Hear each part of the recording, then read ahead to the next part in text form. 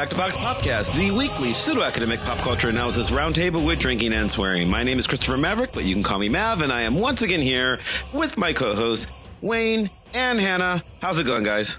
Hey, Mav. It's fine. It's fine. It's all fine. We have been spending the last 40 minutes dealing with technical difficulties. I hope this recording works. So I guess if you're listening to it, it did work. Yeah. I don't know. It's just sort of burned out all the snappy patter that we would normally start the show with because this is what we're dealing with. This was supposed to be a show with all four co-hosts, but Katya got sick at the last minute. So the part of Katya tonight will be played by Josh. Hey, Josh. Hey, Josh. Hi there. Welcome back. It's good to be back. I considered not saying it and just introducing you as Katya and just, maybe no one will notice. Just make you do that the entire show. Just leave them guessing. I mean, Katya and Josh do share some opinions about some of the things I thought Katya might talk Okay, about. good enough. What are we? I speak for her in all things. What are we? I'm. You better hope she doesn't listen to this. I take no responsibility for any of that. This is on you. Quarantine silliness. Anyway, Yes. Hannah, your topic this week. What are we doing? Things in pop culture we are still not over. Because what time is it really but a time to like sit and reflect and be angry about petty things? It'll be cathartic if nothing else. A time to learn. A time. Look. I've been complaining about some things for a year, and I'm still Some things. What? Some things. What? Pray tell things might even. It's the 1 year anniversary of the Game of Thrones finale. Yes. And I know the Game of Thrones finale is bad, and we talked about how it was bad on our finale episode. I don't really care about that. I don't really care about Game of Thrones, except for Jaime and Brienne and how they fucked it up. And, you can bleep that out. But, I feel very strongly. You gave up not swearing on the show like weeks ago. Yeah. It's quarantine. Nothing matters anymore. I know. Like, It's quarantine what's the and you point? graduated and it's just like, all of a sudden she was a sailor. It was weird. I don't know. I graduated, yes, but not really. And I don't know. Life is hard. Our listeners are just listening to the slow unraveling of our psyches as time goes by. And I'm really afraid that might be the case. in that way, we're just like everybody else. Yeah, exactly. But, we didn't really start that high on the bar to begin. That's true. Yeah, good point. But anyway, so these are things we're not over or actually I guess you titled it Things We Still Aren't Over. So Yeah. So as you explained this to me offline, it's not necessarily all bad things. You said you have some category. Yeah. How's this work? I have 4 categories, so we're not just listing things. Though I guess there'll be 4 categories of us listing things. So category 1, things from our childhood that traumatized us. Okay. Category 2, very heartbreaking, but like well-written moments. Okay. Category number 3, terrible moments caused by behind-the-scenes limitations. So, like, famously, Grey's Anatomy killed off its leading man because Patrick Dempsey wanted to leave the show. Right. Fill in the blanks for many other television shows. And then category 4, which is really, where I'll lose it. These creative choices were bad, and the creator should feel bad. Okay, so I was going through them, when you gave those to us, and like I agree with them. I think that the childhood trauma / heartbreaking category sort of bleed into each other back and forth for me. And then the other category that I thought of that, like, I don't know if it's. I mean, I guess it's sort of a subset of bad creative choices, but when I was going through and making my notes, I added a category of just dumb. These are, like that was my fifth magic. And it might not be a real category. It might just be, part of the bad creative choices. But it was ones where I was like, I'm not offended. This is just dumb. Just dumb. I have one specific example. When we get to that, you'll see why. I think part of the distinction there is emotional attachment to something. Yeah. If it's something you're not emotionally attached to, it's just dumb. If it's something you're emotionally attached to, I'm not even sure. Well, when we get to that example, I'm not even sure. I have a very specific one where I had some emotional attachment, and then I was just like, why? Yeah. Why are we doing this? So we're talking list, and since it's this show, we don't really do just pure list. So I guess we'll do a little bit of analysis of why, because I'm curious why people get attached to these sorts of things. If you've listened to the show before, and or maybe the last 2 minutes of it, where she was sort of hinting at Game of Thrones, you could see that Hannah has some amount of attachment to this sort of thing. It doesn't make any sense, though. I don't care. And then I cared, and I guess we can get into. I think this. You're talking about the childhood thing. That goes that internet cliche of, oh my God, this ruined my childhood. When something new comes out, the new Star Wars film ruined my childhood, and like, well, did it really? Well, your childhood was kind of tenuous at best, if that's the case. Yeah, if that's all you had. Maybe it's not Star Wars. That's the problem. We'd probably begin with the things in childhood that destroyed us, because when we asked our listeners for what destroyed them, one answer came up a bunch. Yes. Yeah, the Black Plague, because I'm really old. The never-ending story was Artax. Yes. So Artax was already on my list. A couple people mentioned it, and it should be on your list. And then when we were talking about it again behind the scenes, Hannah was like, "What's an Artax?" And I was like, "You're dead to me." and you said you'd never. So it's Artax is the horse from Neverending Story, which you said you hadn't seen until when? Josh, how long ago was it when you made me watch Neverending Story? 5 years ago. Okay, Josh, you're a good man. Hannah's a monster. How do you not watch Neverending Story growing up? I don't understand. Or Neverending Story 2 or 3. I've never seen them, and that, I guess, is on you now.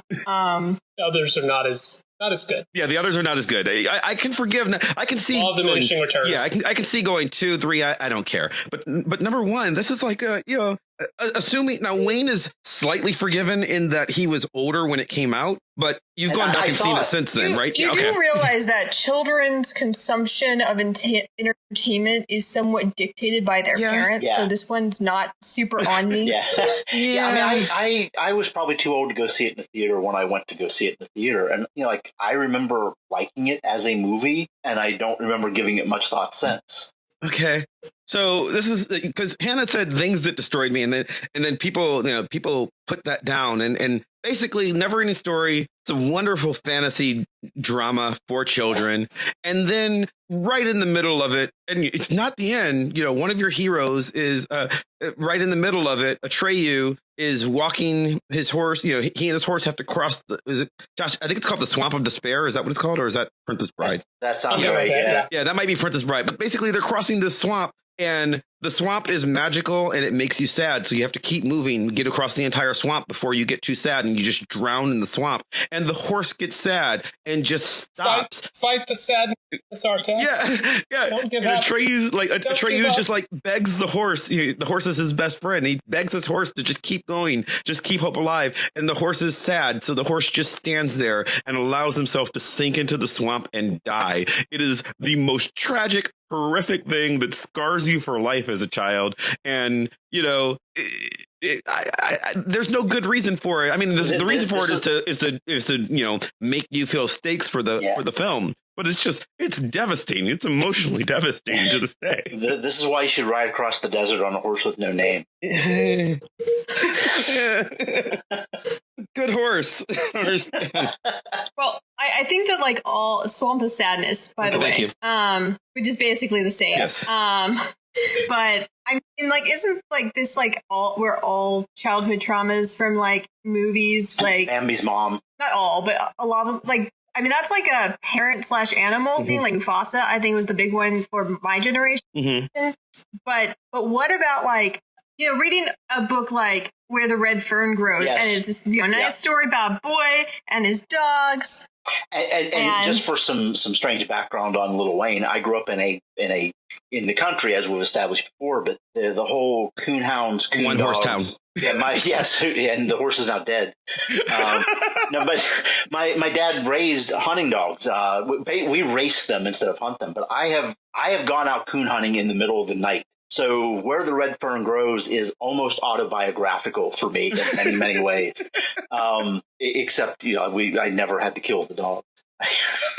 I remember specifically sitting in class during silent reading time and getting to the end of this book, which I had not been exposed to the dog dies trope yet, and this was my initiation. And then I get to it, and the dogs die within a couple days of each other, and I just remember sobbing and trying to stay quiet, and there was no Kleenex, and it was ugly crying with snot and stuff, and I just bathroom passes were hard to come by.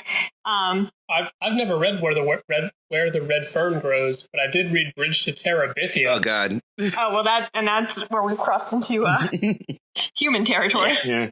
Or My Girl, the movie with Macaulay Culkin, and who dies suddenly for no. It's a lovely movie about the first love between two. I think they're 9 or 10. They're not. It's not like a physical love, but it's just it's a nice little coming of age story where a couple of 10-year-olds grow a friendship, and then all of a sudden a bee stings one kid, and one of the kids, and it dies, and it's what? It's just and the moral of the story is sometimes people die and there's nothing you can do about it, and then you go on for the rest of your life without your best friend. The end. Which is an important lesson, but a tough one. Which is also the Bridge to Terabithia moral, really. Yeah. Yes, it is. Except he, the kid whose name I forget, the main character. Atreyu? No. Bridge to Terabithia. Who cares? He goes on, he leaves Leslie to go to Terabithia by herself, so he feels responsible for her death. Mm-hmm. Because he goes on on a field trip or something. Jess with his in the last. Jess is his name. I watched with his teacher Jesse. Mm-hmm. In the movie that was with Anna Sophia Robb, Josh Hutcherson that was adapted. He goes with his teacher. He has a crush on to on a special field trip, and his family originally thinks he's dead because he's not where he's supposed to be. It's really heartbreaking. I'm now just narrating all these horrible moments that I've tried to suppress. Scarred you as a child. We're all going to ugly cry before this is over, aren't we? There's going to be snot and everything. Well, I'm glad Hannah picked the order so that the annoying ones are at the end, so we'll get over it by then. But is it a good thing that we read all these really dark books in our childhood and watched art stuff?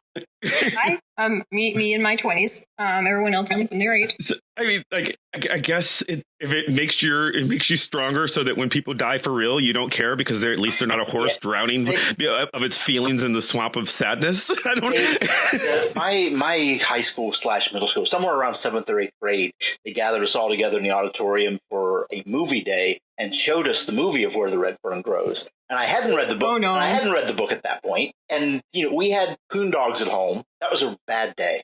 It was a bad day because it's hard to ugly cry when you're an 8th grade boy without getting beat up in the bathroom after. I'll give you something to cry about. But Pixar has mastered this crying thing. Mm-hmm. First 10 minutes of Up. Just destroys everyone. Which is in the heartbreaking but good category, not the childhood category for all of us. Never-Ending Story is good. And to be fair, so for anybody, spoilers for Never-Ending Story, a movie that's 40 years old. Yeah, but it's too late. But the horse gets better. So everything does get better in Never-Ending Story. So that's something. But it was traumatic. It does not get better in Where the Red Fern Grows or Bridge to Terabithia. Right. No.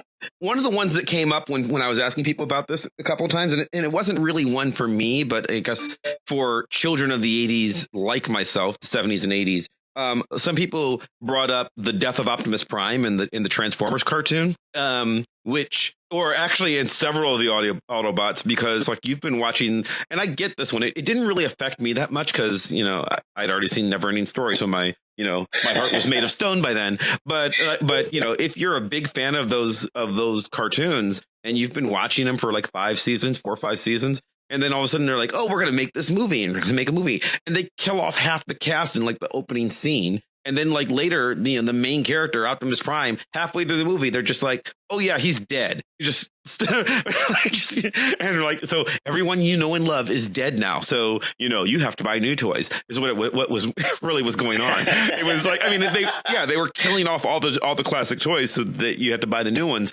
But it isn't, I can see how if you're emotionally attached to that franchise, it's an emotional scene because everybody gathers around Prime and he dies and then he turns gray and it's weird, but it didn't affect me. I have a non-death one we've mentioned on the show before, but Wayne, this you'll probably agree, just because it changed my outlook on everything. But first time I read Judas Contract, because it's a comic book, and we've talked about that on a previous episode. So I don't want to go into it. Our Irredeemable Characters episode number 80. But since that comes out of the blue, well, it's not out of the blue, because I've gone back. I was rereading it again, actually, like 2 weeks ago for work, for a dissertation. But going back and reading it, now that I know that she's a bad guy, it's telegraphed pretty well, like consistently. You're like, oh, okay, she's doing that because she's bad. Oh, okay, she's doing that. But when you're reading it in real time, that first time, it's just like, this person you love is evil. Deal with it.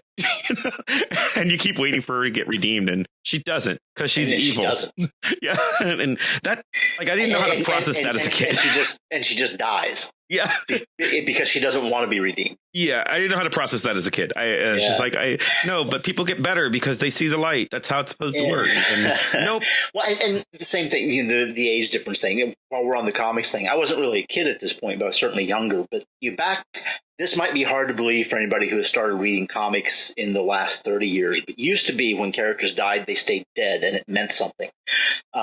It's been a long time since that's been true, and the first great betrayal of that for me was Jean Grey. Mm-hmm. Because in reading the original Death of Phoenix story, that was a gut punch at the time, because we'd spent 30-some issues getting engaged with these characters, engaged with these stories, and they killed her, and it meant something. That was important. That was a huge change in the way comics were done at that time.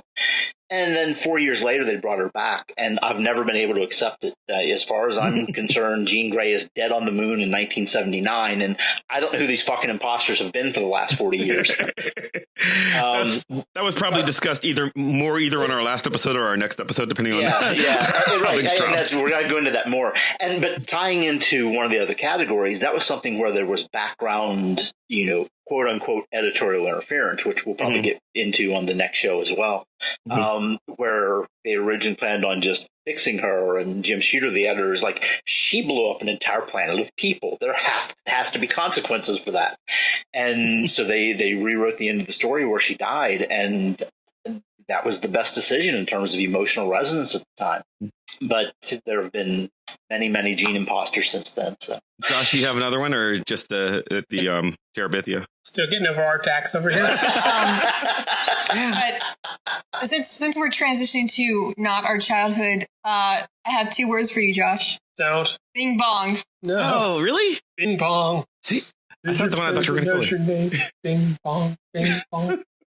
Josh did not get over Bing Bong's death in Inside Out, the Pixar movie.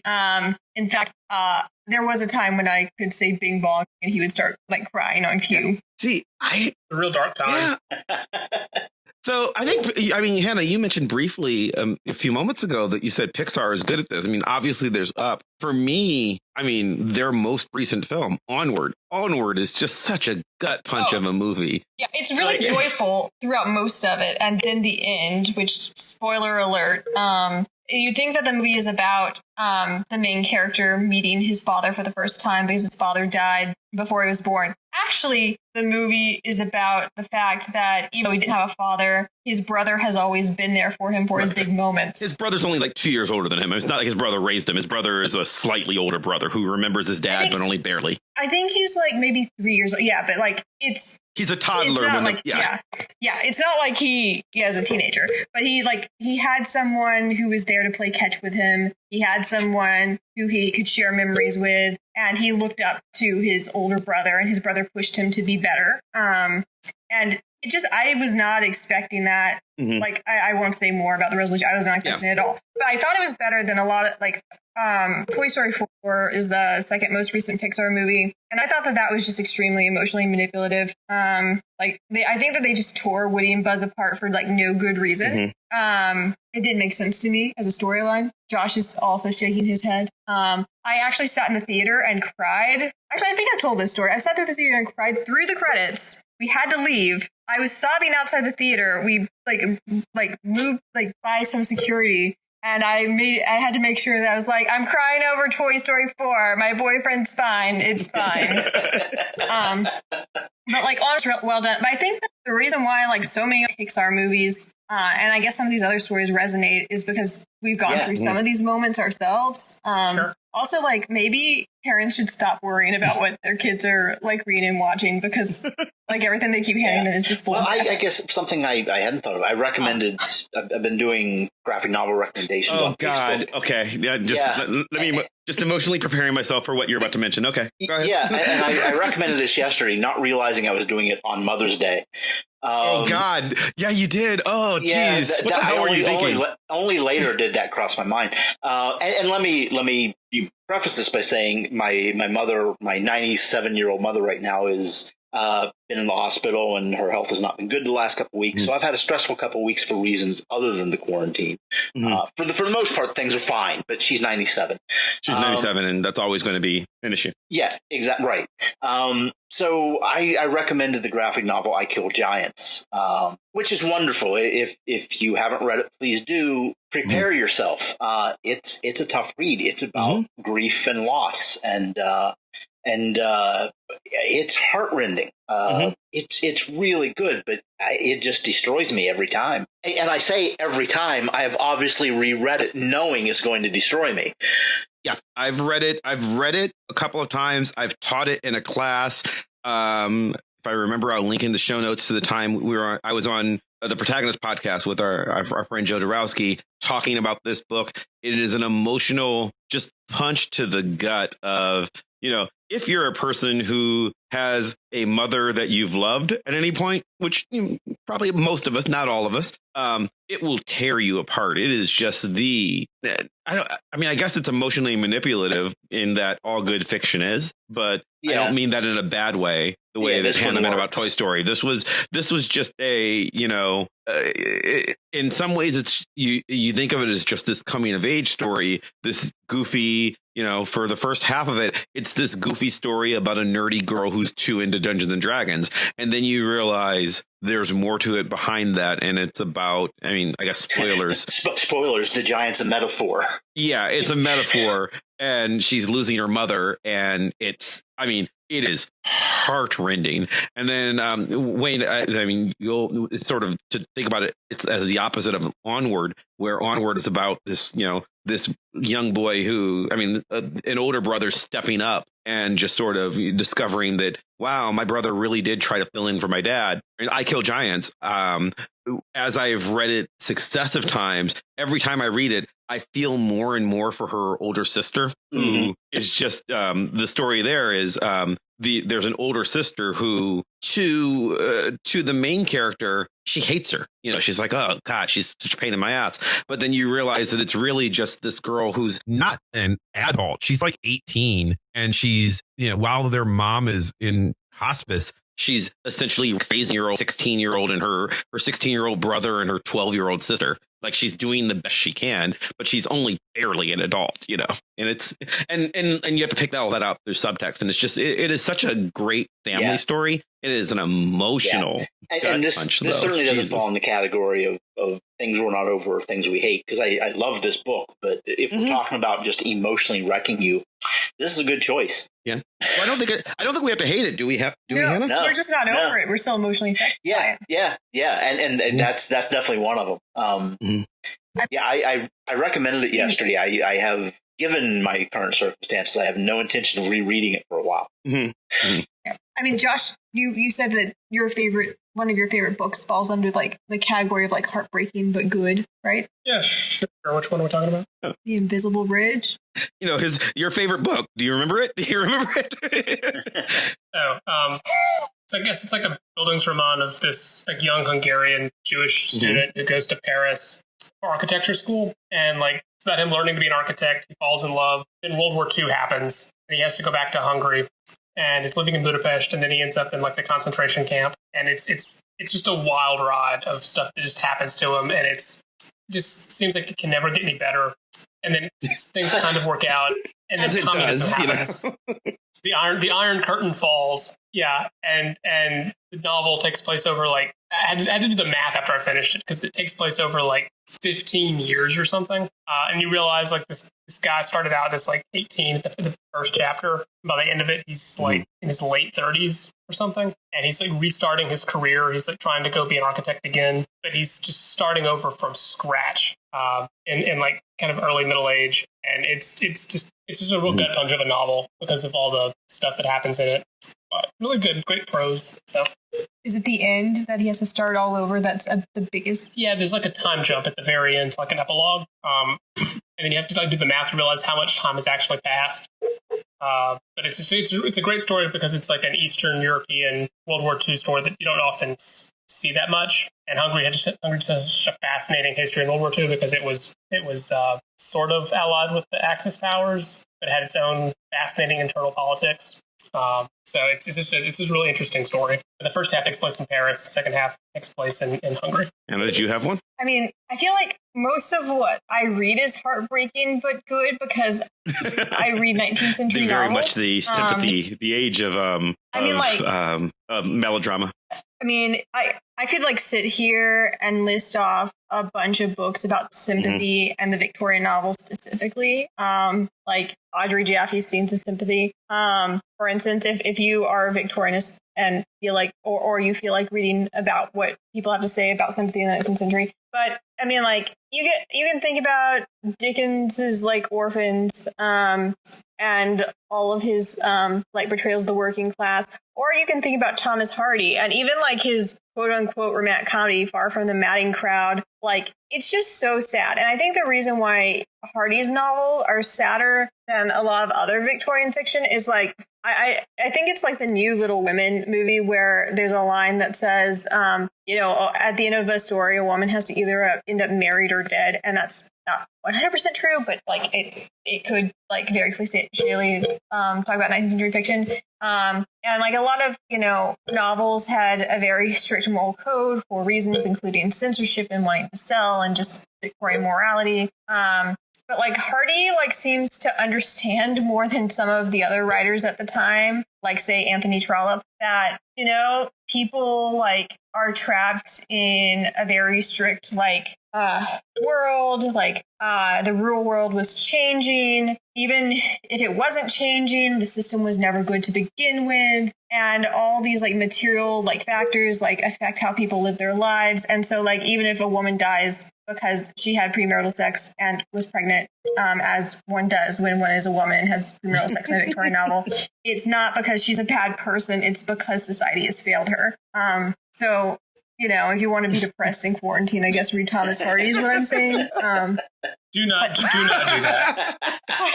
Do not do that. Funny story. Josh didn't know the plot of Jane Eyre one time, and so I told him, and he said that's not real. And then I said yes, it is. And then I told him like the plots of like 4 more Victorian novels. And he said, "Why can't you read a normal author like Thomas Hardy?" And then stopped, thought about it, and said, "Never mind." My high school honors English class, my senior year, required us to write a comparative analysis paper, and we were each assigned like a British author. And so I got Thomas Hardy and had to read The Mayor of Casterbridge and Jude the Obscure, which are like his saddest novels. Yeah, so maybe test. So that was a fine trip for us for that semester. Just reading 2 very sad novels.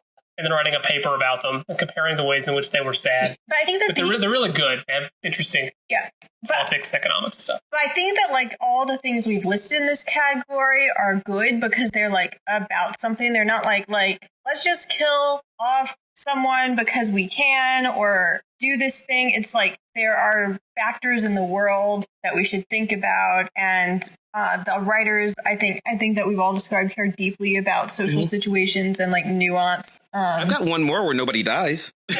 Oh, well, this is good. I mean, there's a lot of death going on.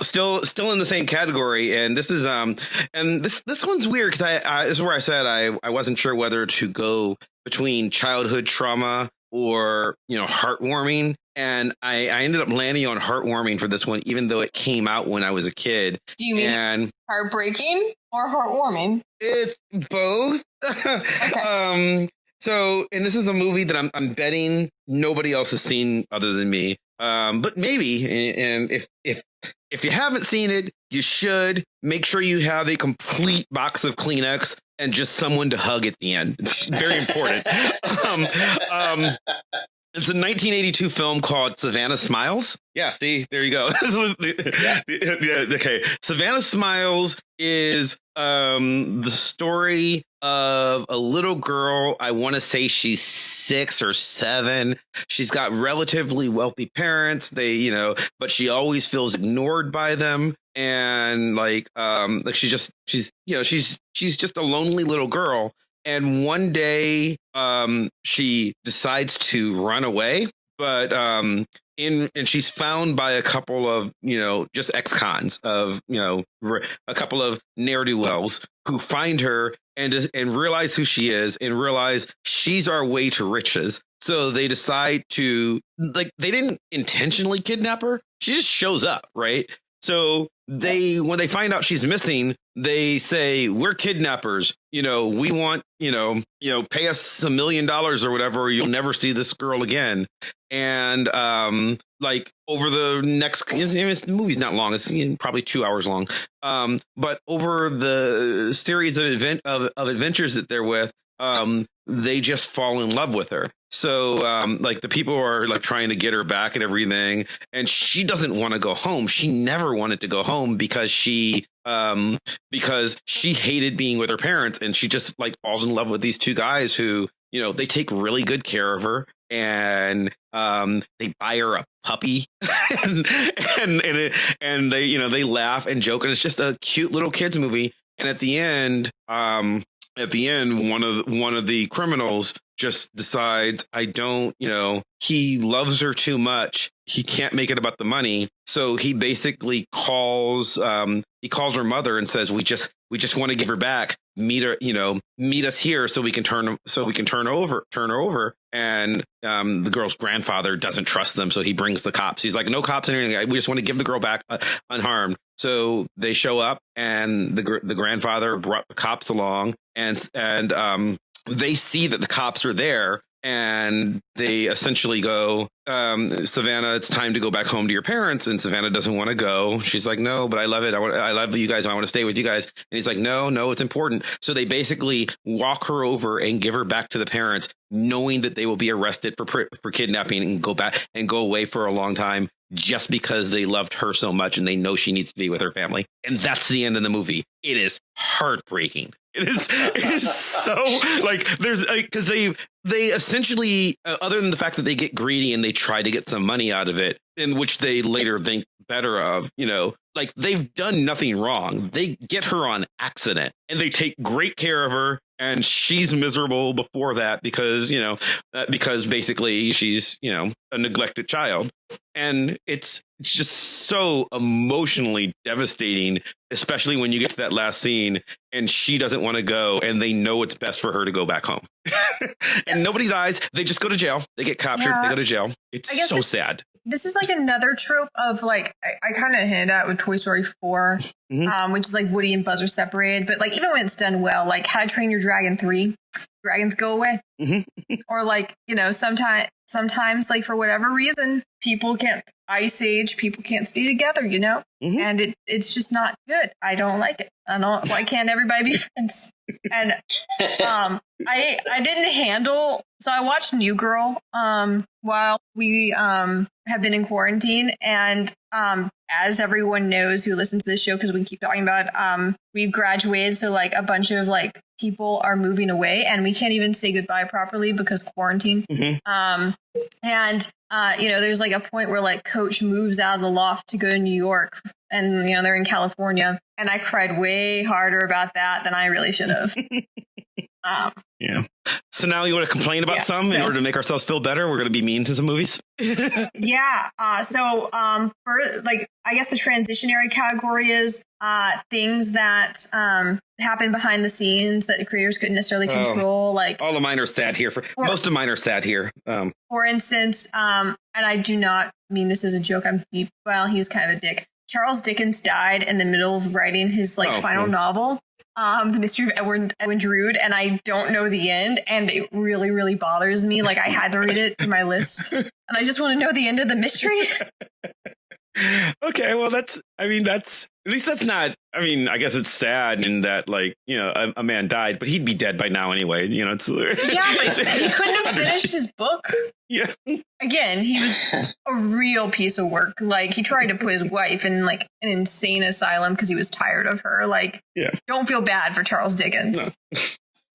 Well, mine. I'll save the non-death ones, but I'll just mention my two death ones real quick because one I thought was done really well and one I thought was done really poorly. And I know this is one. Well, probably some people will disagree with me on which one's which, but the two that I were thinking of were actually there's lots of them, but the two in particular that stand out to me are Paul Walker dying during the filming of Furious 7 and Carrie Fisher dying just prior to the filming of Rise of Skywalker, thus screwing over both of the films that they were supposed to be in. There's also Bruce Lee dies during the movie, Brandon Lee dies during the movie. There's a lot of them, but Paul Walker, I actually thought, not that the Fast and Furious are high cinema or anything like that, but given what they had to work with, I feel like the send off to Paul Walker's character in that film is very tastefully and very emotionally done.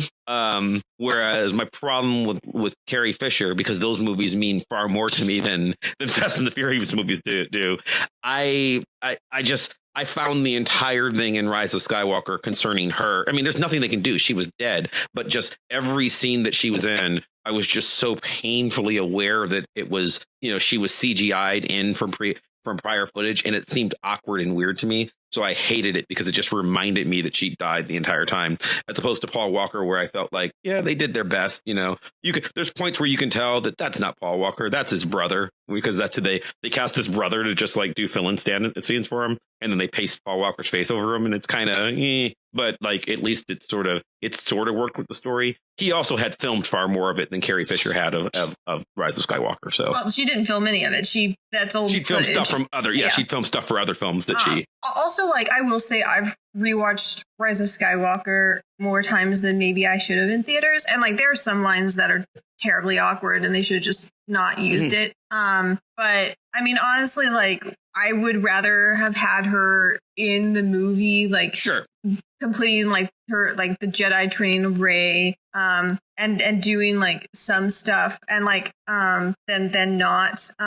Yeah, there's no good way around it. They had written, they had written themselves into the corner of, we're going to have the Han movie, then the Luke movie, and then she's the one who died. And I don't think they had a solution. And plus, given that they killed off the other two, so they couldn't really, they did, but they were limited by the way that, life had progressed, which I guess is the point of this category. And there's a long list of names of people who've left. I feel like I need to mention this because even though I don't care about the show anymore, Grey's Anatomy, so many people have left the show, and it seems like some of them, I guess they kind of came to the conclusion, Patrick Dempsey, it was time for him to go, and it wasn't a sudden disappearance. They filmed an ending, but recently the character Alex Karev left, and he left his current wife Jo for Izzy, which was Katherine Heigl, who left many, many, many years ago, and it was a terrible ending, and that's about when I stopped watching the show. And it was it was 13 seasons ago. It ruined his character. I watched the first season of Grey's Anatomy, and my two favorite characters were Katherine Heigl and George, and they killed George at the end of the season, and she left the show, and I never watched another episode. Mm-hmm. And he left under, I think, weird circumstance. I believe the actor is gay, and there was rumors of him just taking shit from other actors. And I remember that he wasn't comfortable working there anymore, and but it felt like such an arbitrary end to his character. My sister still watches Grey's Anatomy on season 16 or whatever. 82, and, yeah. Yeah, and she she said that she wished they would have killed off Alex rather than like ruin his character in such a way. I mean, like, famously, the like British had a terrible Christmas the year Matthew Crawley from Downton Abbey died simultaneously. That the Christmas special for Doctor Who aired, and Clara, the new companion, died. Sort of, kind of. If you watch the show. So maybe not make really depressing Christmas specials. England. Yeah, with TV shows, one of the ones, and I still don't really know what happened behind the scenes, but I was watching Penny Dreadful on Showtime. Oh yeah, and the last season just felt like, I don't know if it was canceled while they were filming or what, but they introduced this subplot where the characters were in America, and then suddenly they got on a train and went back to England and everybody died without resolving anything about the America thing. At least it felt that way. I don't know if it was just they were given word of like, oh, you got an episode, wrap it up. Mm-hmm. That's certainly how it felt as a viewer. Yeah,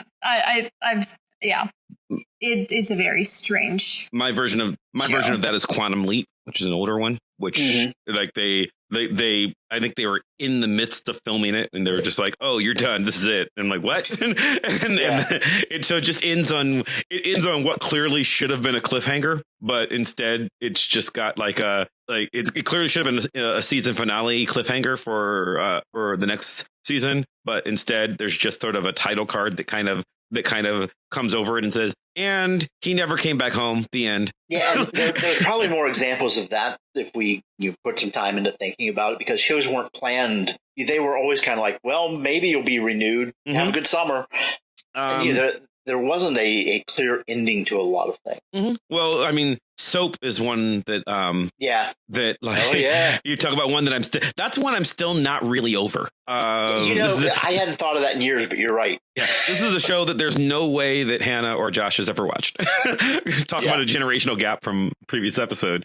Soap was a parody. It was a soap opera, but it was a parody it was a sitcom soap opera parody of real soap operas. So it was just every ridiculous cliched soap opera theme that you can ever think of was tossed into this show to the nth degree. Yeah, and just played up. Turn the dial up to 10 or up to 11 or whatever. But it was compelling almost accidentally. Like, it was actually just really well written to where it ends on a cliffhanger. The season finale is a character is placed in front of a firing squad accidentally. She doesn't belong there, but she's being executed, and they say, ready, aim, fire, and then you see the guns battle off, and then shoot off, and then Mona freezes, and then it's canceled. You never find out. Like, oh, did she live? I don't know. Yeah, and never resolved. Yeah, you're right. I'd forgotten all about that. Thanks, Mav. She did die. You find out on an episode of her name's not Mona, of Benson. Yeah, which is a spinoff that did way better than Soap, but Soap was good. Yeah, it really was.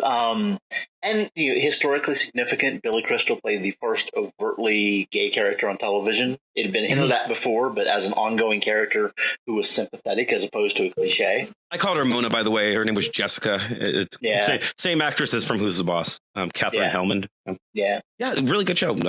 I'm assuming neither of you have even heard of it. I've heard of it, but never seen it. Okay. No. Really good show. Worth watching. Just don't expect an ending. Yeah, exactly. Well, we've preemptively... Okay, I'm going to throw another TV show in like that. Carnival, which is on HBO. And 2 seasons. And if they had ended it where they should, it had a perfect ending. And then they gave the bumper teaser for the next season that never happened. And if you stop watching a good minute before the end of the episode, you're gold. Revolution, same way. What's that? Revolution from NBC, the same way. They thought they were going to have another season, so they're just and next so there's very much it's still not over. Here's 2 minutes at the end to set up the next season that doesn't happen. Yeah, I was thoroughly satisfied with the ending of Carnival, and then I watched the next minute of it. Anna, you were going to say something. I was going to say preemptively, we've decided we're not going to do this kind of thing because we're currently watching Veronica Mars for the first time on Hulu. Oh, okay. That's one I've never watched and I want to. We enjoy it, but it's at least for the first half of the first season, it's just relentlessly dark. I mean, it's noir. I mean, it's noir, but even for noir, it's just like bad thing after bad thing happens to the characters. It kind of evens out a little bit and it becomes exciting. There's a big first season finale. Mm-hmm. Well, is riveting. It's funny you say that because they just brought Penny Dreadful back with new cast and a new setting. And I'm finding the commercials, yeah. Yeah, I watched the first episode and I couldn't get through the second one. I think the themes of it were just far too intense for where my mindset is right now. Just a lot of Nazis and a lot of racism, and those are important themes to tackle right now. But it was making me anxious to watch it. I don't know what it is about Veronica Mars that I can stand to watch it in quarantine, but I can't. But I heard that, so like it had 3 seasons on UPN and CW, and then it got canceled. Mm-hmm. And then we talked about this on the Kickstarter episode. Kristen Bell and Rob Thomas, the creator, used a Kickstarter to raise money for a film. Mm-hmm. And then Hulu brought it back for a 4th season. Yes. I don't know what happens in the 4th season. I know that someone important dies and that Veronica relies less on like her friends and is kind of mean. So, and like they're not going to bring it back for a 5th season. So like if you watch the 4th season, it ends on a cliffhanger and it's apparently more relentlessly dark than like the original show. And we have decided we're stopping at the movie, the nice movie made for fans. Yeah, we're in the middle of the 2nd season. It's fun. There's some jokes. The soundtrack is delightfully early 2000s. She'll kickstart another movie. Come on. I do have to say that I didn't, and this I guess is a different episode. I did not, and I don't think Josh did either, pick up on the fact that there was supposed to be a love triangle between Veronica and 2 of the guys on the show, because one of them and Veronica lacks so like little chemistry. Yeah. Like he has 0 charisma, and he's supposed to be like the main male character. Is he though? And in the 1st season, he is, and they kind of add a second character halfway through who becomes like more important in the 2nd season. But it's just like all the like the white male actors in that show for like at least the 1st season just all look alike, and none of them have a personality. One does. I guess one has a personality. I found it very hard to tell them apart because they're all supposed to be these like dude bros, rich dude bros in California who live off their parents and have sports cars. I mean, to be fair, they're teenagers, so none of them are sympathetic. They all look the same, and that's kind of the point for the first half of the 1st season. I still say that one of them looks different and is a little bit different, if only because he actually has a sense of humor. Perhaps it's a dark sense of humor, but you can tell him apart from the others. Yeah. He has a very distinctive conch shell necklace. That's how I tell him apart. I make fun of it every time I get. Anyway, this is very, very dude bro early 2000s. Our bonus review of Veronica Mars seasons 1 through 2.5.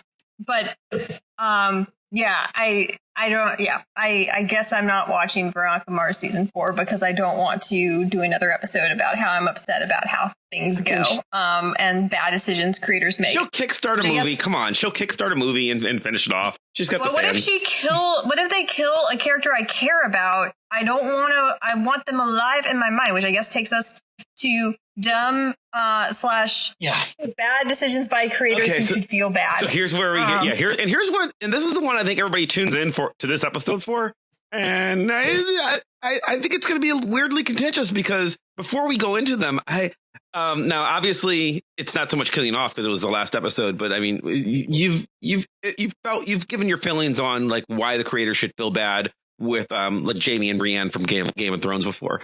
And certainly a lot of our fans, but just on the internet in general, the reaction to the final season of Game of Thrones was not kind in general, and certainly not for the finale, right? Because it was bad.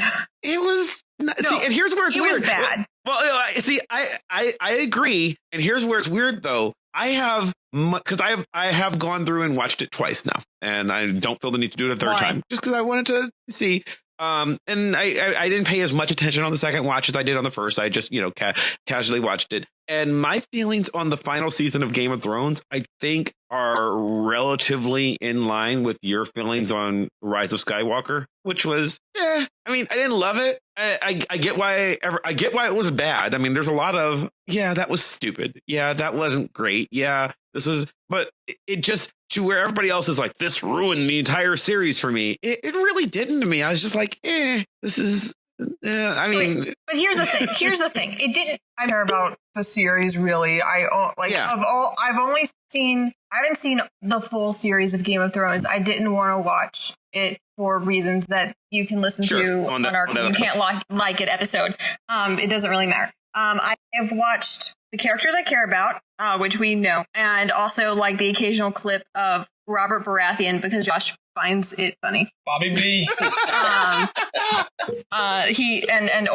Or like scenes to explain memes to me. So I don't know him to care about Jamie and Bran, but I do now. Also, I've listened to the majority of the books, I feel like now, because Josh had them on audiobook. Okay, I'm over-exaggerating the majority, but here's my thing. I don't know why I cared so much, but I think the reason why I find the ending deeply upsetting for Jamie and Bran is not just because the creators were gross and like use words like divergent to describe women in their scripts.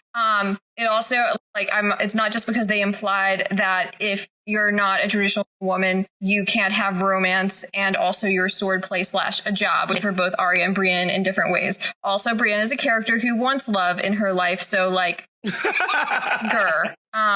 in place of expletives. Like all that is true. But I believe like based on everything we watched up to that point, also like everything in the book, which their characters are way more fleshed out in the book, that ending does not make sense. There is no world where it makes narrative sense. I think I screamed on the Game of Thrones episode or to Josh in the middle of the night, either one. This makes no narrative sense. My family asked me for a year, how are you doing? And I would just tell them about how like it makes no sense for Brienne to join the Kingsguard because it's like a cushion that tore Jamie apart and it would make sense for her to join it. And also, why does she even have a loyalty to Bran? It doesn't make sense. I'll stop now.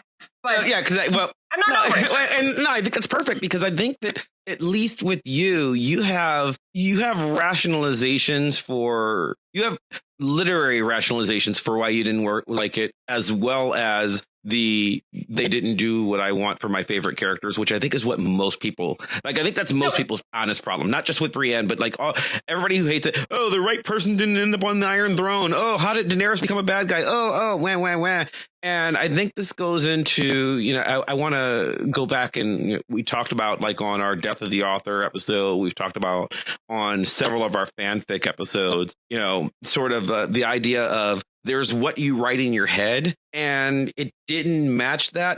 So I don't disagree with you on your narratively. It was a really poor writing decision. And so that was hence my, this is just dumb kind of category. Like, why are you making stupid decisions? Like there's no motivational reason for Jamie to have even left when he goes back, like ignoring everything else. Why are you there? You're going to die. I feel like I didn't expect them to have a happy ending. I expected him to die in the middle of the long night. Honorably. Sure. Yeah. Or with a purpose, something he cared about other than, oh, my sister is evil to me and she's going to die, but I'm going to pretend I'm going to rescue her, knowing I'm going to fail. And then, because she wasn't going to leave. If he'd gone back there, he knew that there was no. It was a logically inconsistent thing. Also, the writing doesn't make sense. Having read the books, I think the stuff with Bran's fate, it wasn't elaborated on the show, but that's hinted at throughout the books. Sure. I think. And if they bother to put it in the book, and that's poor filmmaking. If Martin ever finishes the next 8 books in the series, by the time he's 180, we might see that play out. Same way with Daenerys. That turn in her character makes perfect sense to me. That's bred into her from the beginning. We hope for something better for her. The problem is it was a good television show. It's not as good as everybody pretended it was. Yeah. And therefore, everybody, like a lot of what made Game of Thrones great to everybody was that it was this epic, unlike anything anybody had ever seen before. And we built it up more in our heads than what actually was there on the page. And when they ran out of Martin material to finish, because it's not their fault he didn't finish the fucking books. Yeah, that's Martin's fault. I mean, Benioff and Weiss did not sign up. They did not sign up to finish that series. They signed up to adapt the series, and they had, he had fucking 7 years, and he just didn't write anymore. That's not their fault. And somehow expanded it from 1 more book to 3 more books that they'll never finish. But I agree. Say with Bran and Daenerys, I that's part and parcel of the narrative. I can buy that. Yeah. I'm with Hannah when it comes to Brienne. Made no goddamn sense. Yeah, it didn't. Also, if they bothered to expand their writer's room to include, like, I don't know, a woman, What? maybe they wouldn't have had, Heresy. Yeah. there's very few people who have written Game of Thrones scripts. Also, the one good episode of season 8 was written by, like, Brian Cogman, which was still, like, it's fine. Josh has, like, a Game of Thrones thing to say that can transition us to something else. I have two things to say about Game of Thrones. The most succinct meme I've seen is it's just pictures of archers lining up to fire and the leader said for like seasons 1 through 7 says loose, and then for season 8 the commander says fire, which just shows the lack of care in the script. Second of all, it's funnier. I recently started watching Medici Masters of Florence on Netflix. Okay. Which has Richard Madden, Robb Stark, Game of Thrones, as its lead actor, as Cosimo de' Medici. And I forget the other actor's name, but they cast. So there's a scene where Cosimo de' Medici, Richard Madden, is meeting his bride to be. It's a very transactional relationship, and he goes to meet his father-in-law, and they reveal the actor is the actor who played Walter Frey in Game of Thrones. Because there's only 7 actors in all of Britain. Yes. Right. They all show up on Doctor Who too. Yeah. And it's just a hilarious bit of casting. And they don't outright say, well, this wedding's going to happen, or I'm glad you could make it for the wedding. But it's heavily implied that it's like a red wedding joke. That entire scene is, and Dustin Hoffman is just there chewing scenery. It's great.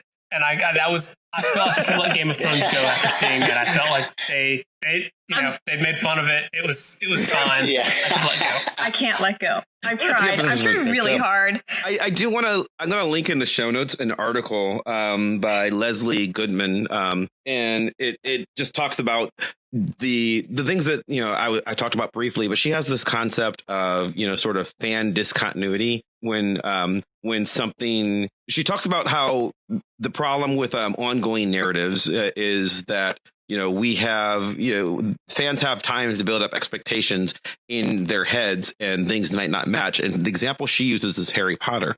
She says, if I have one Harry Potter book, if I just read, if the series begins and ends with Philosopher's Stone or Sorcerer's Stone, depending on which country you're in, then all there is of Harry, all there is of Hermione, all there is of Ron, Snape, any character, all there is just what's in the bounds of that one book. You start on the first page, you end on the last page, and that is their lives. But the second you introduce a second book in the series, now you have 2 books where things can contradict, and you can, you've got time between when you read one and the other, and time between when the author wrote one and the other, and there can be narrative inconsistencies, and you can imagine a different direction in your head than where the author wanted to go, where Rowling wanted to go. So by the time you get to 7 books, this is just a multitude of infinite possibilities of where you can go anywhere, and your head canon is not necessarily going to match the canon that the author decides to follow. And I'm like, yeah, she's right. There are a lot of things that Rowling did that I didn't like, even in the books, which I think are better than the movies. There were decisions that she made that I thought were not the greatest. And then they said, now expand that out from, Goodman says, expand that out from from books into TV shows and movies, where you not only have an ongoing series of hundreds of tens, 20s, hundreds of episodes, and they're created by hundreds, thousands of different creators, each with their own agendas, each with their own ideas of where it's going, expanding over time. They don't know where it's going to go when they start to where they know when it's going to end, and you end up with this chaos, and it can almost never please anybody. So she says what ends up happening is you end up with what she calls fan discontinuity, which was the best term ever, because what ends up happening is fans who are disappointed in something just will remove something from continuity in their own headcanon just because they hate it that much. You're disagreeing with, the author is dead, and yet you're still disagreeing with him. Yes. Jean Grey's been dead since 1979. And Game of Thrones got canceled after episode 2 of season 8. Also, speaking of shows that got canceled, out in the middle of their runs, Jane the Virgin got canceled in the middle of season 3. Well, at least in our household it did. Because they killed off an important character, and I'm actually like mostly over it now. Like, I wasn't exactly angry, actually sad for days and just couldn't bear to watch it anymore. We've talked about that a little bit before, but not. Yeah. But Josh also, not as sad as me, also felt bad. Yeah, we should probably start wrapping this up. When it comes to comics, I wanted to rant some about Avengers Disassembled, but Mavs heard that rant. Yeah. Well, I just had my one for this. I gave the rant of where discontinuity happens, but as I said, I mostly don't do this with my media. Like usually I go, whatever, they all roll off. The one prime example I have where I go the other way, where it is the only time, because I'm going to say something that I usually hate when people say about any other media, which is people say this ruined the whole show. It retroactively ruined everything that came about before it. And I always say, no, it didn't. Just ignore that one. Okay. The one where I feel was wrong was the finale to How I Met Your Mother. Yes. It is, for me, it is the worst finale in the history of television.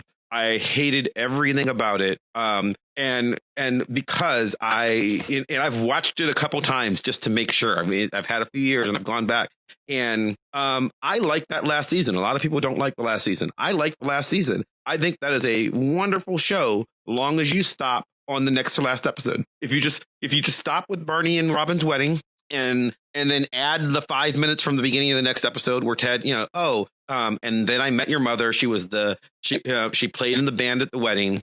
Fine. It's a perfect ending. After that, it's just 1 hour of rushing through their entire fucking relationship so that she can become a baby factory so that he can have children with Robin, which the entire fucking series had been about how they don't belong together. She's not actually the love of his life. And sometimes you have to let go in order to meet the real love of your life. It is a better show without that. She ends up with Barney. He ends up with the mother, and it should be fine. But instead, they literally just recontextualize everything in this 1 hour of really shitty television. It's just awful. It's so bad.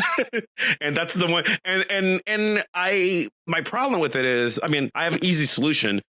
I just pretend it wasn't there. I discontinuity. I pretend the series ended one episode early, and it's fine. But they had written themselves into this corner because they'd pre-filmed the final scene during the first season or second season because they wanted the kids to not age. And then they wrote towards it. But the show had evolved, and it wasn't about that anymore. Like, he didn't need to end up with Robin. That was stupid. I dislike it. I dislike everything about it. It ruins the show. So that's my one that I can't get over. It's the one thing from all of my list where I'm like, everything else was just like, well, I see how this is meaningful. This was the one thing that I came up with. No, it's awful. Why would you do that? Why did no one say no? Why did no one say, wait a minute, have we just turned this woman into a vessel to birth children so that we can kill her immediately after? What the fuck? It was just bad. It was just so awful. And I hated it. Yeah, I won't go into my full Avengers Disassembled rant, but and I have narrative reasons for why I think it didn't work, and all kinds of those kind of things I could go into, but it just felt like Brian Michael Bendis got the job of writing the Avengers, but he actually didn't want to write any Avengers. He had characters he wanted to write, so he spent 4 issues shitting on the Avengers and destroying them, so then he could write about the characters he wanted to write. And it was successful. He wanted what Cap. the hell? Huh? He wanted Captain America. Yeah, he wanted Cap, but yeah, nobody else. It was I could go into far more detail on the reasons I think narratively it didn't work, because I don't think he understands most of those characters. But like I say, it was successful. So what do I know? But yeah, that's one that still makes me angry. I have a woman who used to shop at the store, who moved to Florida a while back, that I've stayed in touch with, and she has gone back and she came to comics a little bit later. She's a big superhero fan, loves the Marvel Universe. And like a year ago, she finally got around to reading Avengers Disassembled, and I got a text from her. She's like, "What the fuck was that?" Like, you heard me rant about it. You were right. No. Anyway. Any others for you, Hannah, Josh? I'm still getting, this is very basic, but I'm still getting over the New Girl finale. Wait, have you seen it? Yeah. It was just, I think there were some behind the scenes shenanigans where they like gave them a final 6 episodes just to have a finale. Yeah, but it ends in the most just bland way possible. Yeah, and well, that's one. There's a prank, and they get in a moving van and leave, and that's one that I think was in my like I said, I want to split Hannah's thing into 2 categories where I had my extra category of just dumb. It's not like the final, and it's not even just the final episode. It's like the last 2 or 3 episodes of New Girl where they're just. It's not like they hurt my feelings or made me dislike other stuff that came before it. They're just dumb. Like they played the final scene, and I thought that Hannah told me. I said, "Is that it?" She's like, "Yeah." That's the last episode. Really? That's how it ends? It was just like, oh, and then we moved out because of a joke. And okay. And you're like, oh. But I'm getting over it. We're watching, as you said, Veronica Mars, and Schmidt's actor, Max Greenfield, is in Veronica Mars in the first season as a kind of an early love interest. In the sheriff's office. I never picked up on that. I mean, I didn't watch all of Veronica Mars. I watched it at the beginning, and yeah, that's him. It never occurred to me before just now. And it's really weird because with how he becomes Schmidt, he gets his heart broken, moves to LA, and becomes Schmidt. I had my just dumb one that I hinted at the very beginning was, and this is one where I'm disagreeing with people, where people are like, "Oh, this ruined the whole show," and I'm like, "It didn't. It's just a dumb episode." The final episode of Dexter. Yeah, it's stupid. Yeah. It didn't ruin the show for me, but it was stupid. Stupid. That's a show I liked a lot, but that was a stupid ending. Yeah, and well, that's why when you said, what if you have an emotional attachment to it? It's like I was very invested in Dexter. Yeah. The last episode, actually, there's a lot of poor decisions in the last season, but especially that last episode, you're like, okay. Without going into too much of it, it's this weird, dark psychodrama about a murder. Who's also with the cops, and he's trying to be. And then on the last episode, he just, I think I'll become a lumberjack. The end. Yeah. Okay. And that's how it ends. And you're like, what? Why? I think they were going for a and he's still out there doing this. Ooh. Nope. Didn't come across. He was a lumberjack. Didn't come across. Yeah, he was just a lumberjack. It was dumb. So just dumb. Yeah. I have a bunch that I disagree with people on that I think is a different episode, but I think I've mentioned briefly that people hate the last episode of Sopranos. I think it's brilliant. Several people on the blog mentioned the ending to Serenity, the Firefly movie, not the one that Hannah loves. Serenity is the greatest movie of all time. Well, but the Firefly Serenity. Injustice rides again. Yes. I've converted Josh to my cause. I actually like Serenity. I like the Firefly movie Serenity. I actually I understand why people don't. I understand why people don't like that. Oh, they killed off my darlings, but sorry, that's just it was fine. And then one of the greatest episodes of television to me, which I think most people just don't get. And one day, I swear to God, we're going to do a Tommy Westpaw episode of this series, of this podcast. But St. Elsewhere ends brilliantly. and like most people probably, I doubt most of our listeners even watched St. Elsewhere. St. Elsewhere was a medical drama, like an ER. And on the last episode, you just find out that the entire series had been a daydream in the mind of one character has an autistic grandson who's like on 4 or 5 episodes of the series. He's an extremely minor character. It's just as a detail, he has a grandson who's autistic, and it turns out the entire series was just a daydream in the mind of this autistic child. And there is no St. Eligius Hospital. None of those characters actually exist. He was just, the entire series took place as he was staring at a snow globe. And I just go, wow, that's awesome. So I like the end of St. Elsewhere. Nobody else does. I mean, if you want mine, that I think was a silly decision, but people liked. I think that killing off the entire crew of Rogue One was a mistake and didn't have to happen. And if a lot of fan fiction can come up with a way for at least some of the members to survive who were cool characters who didn't get enough screen time, then they could have done it too. I think that part of the reason why a lot of people dislike Game of Thrones is because it was a very nihilistic ending where there was no love. A couple people got crowned. That was fine. But a lot of people ended up in really crap positions. And I couldn't watch The Walking Dead anymore because there was no hope in the TV show, which I think directly goes against the comic. And even though Rogue One ends on hope, literally, Leia saying hope, it just because people die doesn't mean that it's a great ending. It doesn't mean that it's more artistic than some people living or finding a way to be happy. I mean, it's not like these people would have gone on to live super happy lives. They were in the middle of a war and they were in the darkest part of the war. There's a way to and I guess this is part of what I take issue with Jamie too. You sometimes it's sometimes more interesting to have characters live and deal with their trauma and or bad actions and seek atonement and figure out ways to live with themselves and other people than just dying. Yeah, which I think killing off characters can just be a cop out. Absolutely. So anyway, that's my rant. I'm sorry that Josh has to hear all my rants twice because slash 1,000. No, I enjoy them. I think you'd have to. That's not a quarantine answer at all. Passes the time. So,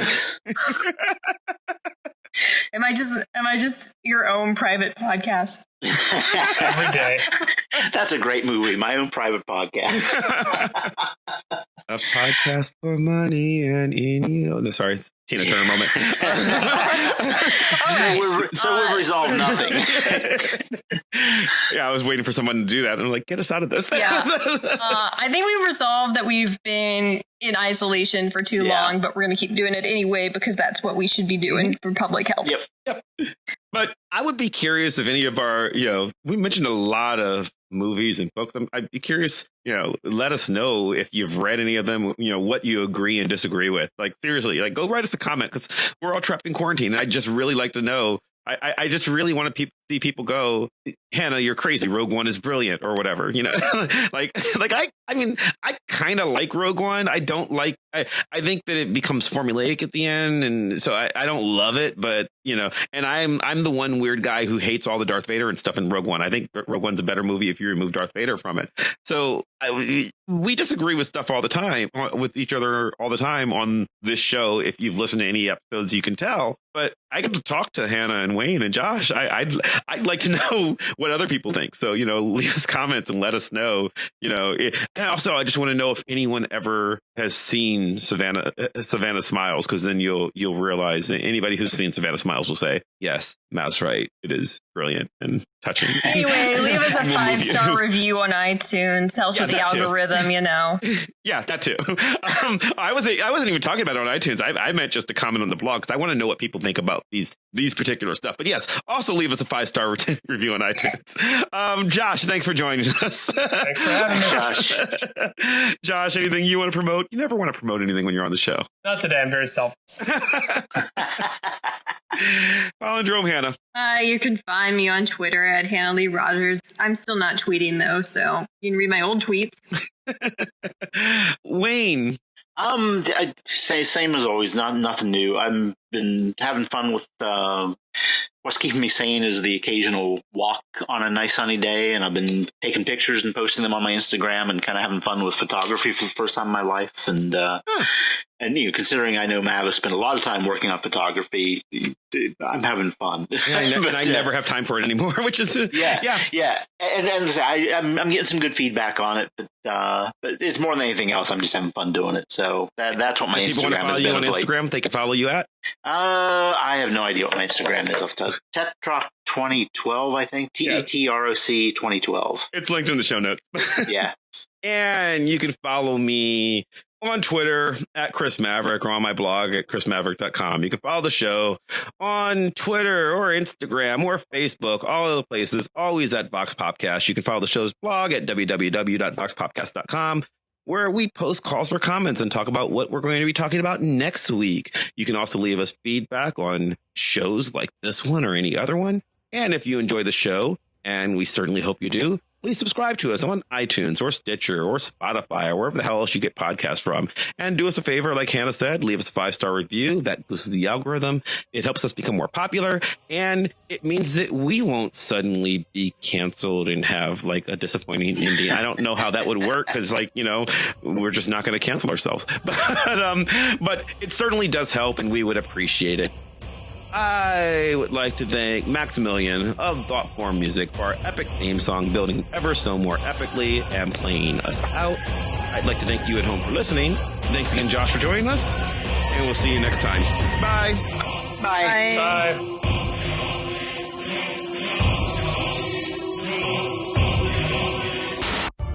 All things that live in this world die. This is why you must find joy in the living while the time is yours, and not fear the end. To deny this is to deny life.